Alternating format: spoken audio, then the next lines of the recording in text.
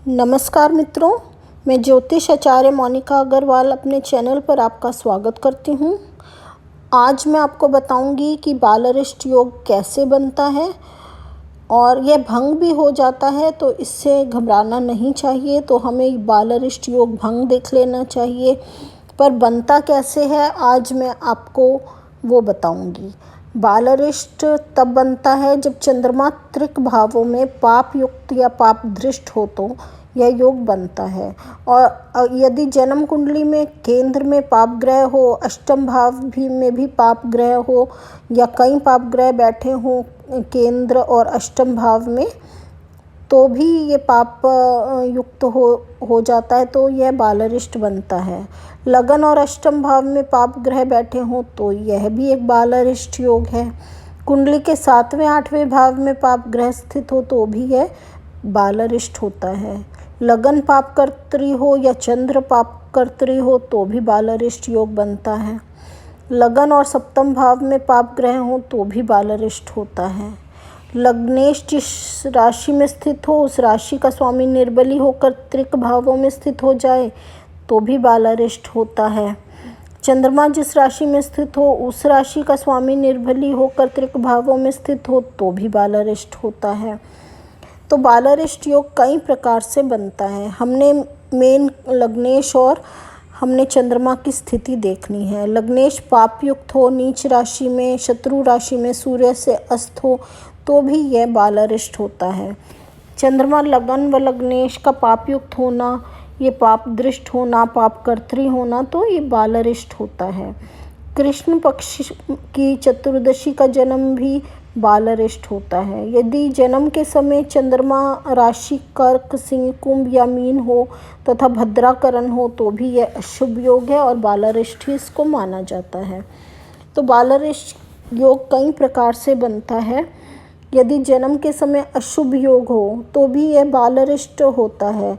अशुभ योग व्यातिपात, शूल, परिधि, यमघट व वैधृति योग माने जाते हैं और इनका हमें शांति करानी पड़ती है। तो अगर आप शांति करा देंगे तो यह बालरिष्ट शांत हो जाएगा।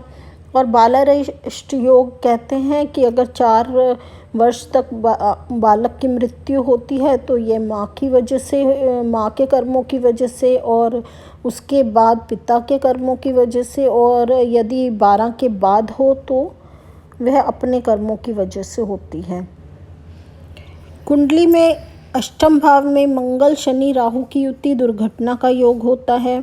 सप्तम भाव या अष्टम भाव में 4 पाप ग्रह बालरिष्ट योग होता है। कुंडली के अष्टम भाव में चंद्रमा मंगल की युति और उस पर पाप दृष्टि हो, पाप प्रभाव हो तो बालरिष्ट योग बनता है। तो बालरिष्ट योग कई प्रकार से बनता है, इसकी शांति करानी पड़ती है। अब मैं आपको एक बहुत ही महत्वपूर्ण चीज़ बताने वाली हूँ कि यदि लगन या चंद्र मृत्यु भाग में स्थित हो तो अरिष्ट कारक होते हैं। अब मृत्यु भाग हम कैसे देख सकते हैं, आप चाहें तो कॉपी पेन पर से नोट कर सकते हैं कॉपी पर। तो यदि राशि मेष हो और चंद्र 26 डिग्री का हो, लगन 8 डिग्री का हो तो यह बहुत ही अरिष्ट होता है। और वृष राशि हो, चंद्र 12 डिग्री का, लगन 9 डिग्री का हो तो यह भी मृत्यु भाग माना जाता है। मिथुन राशि में चंद्र 13 डिग्री का हो, लगन 22 डिग्री का हो तो यह भी बहुत अरिष्ट है। कर्क राशि में 25 डिग्री का चंद्र हो और 22 डिग्री का लगन हो तो भी यह अशुभ है। सिंह राशि में चंद्र 24 डिग्री का, लगन 25 डिग्री का, बहुत अशुभ है, यह मृत्यु भाग में आ जाता है।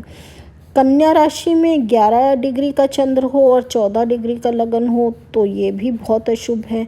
तुला राशि में 26 डिग्री का चंद्र और 4 डिग्री का लगन हो तो बहुत अरिष्ट होता है।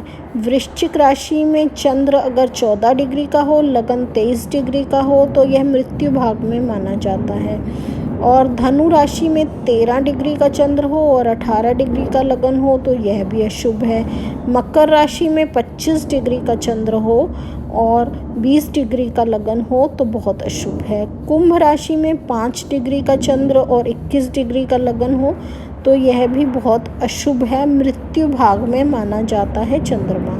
और मीन राशि में 12 डिग्री का चंद्र हो और लगन 10 डिग्री का हो तो यह भी मृत्यु भाग में माना जाता है। तो इसकी हमें फिर चंद्रमा की पूजा करानी पड़ती है और इसका हमें निवारण कराना पड़ता है, उपाय कराना पड़ता है। तो आप अपनी कुंडली में देख सकते हैं कि कहीं यह अरिष्ट योग, बाल अरिष्ट योग आपकी कुंडली में तो नहीं बन रहा, मतलब आपके बच्चे की कुंडली में या कैसे भी। तो आप इसको देख सकते हैं और आप इसका उपाय कर सकते हैं। चंद्रमा की पूजा की जाती है और लग्नेश का मंत्र किया जाता है तो यह अरिष्ट भंग हो जाता है। और आप यह ध्यान रखें कि कहीं यह लगन और चंद्र की डिग्री आपकी बच्चे की कुंडली में ना आए। यदि ऐसा है तो आप इसका निवारण उपाय कराएं। यदि आप अपनी कुंडली का विश्लेषण कराना चाहते हैं या आप ज्योतिष सीखना चाहते हैं तो आप 8168798329 पर कॉल कर सकते हैं। धन्यवाद।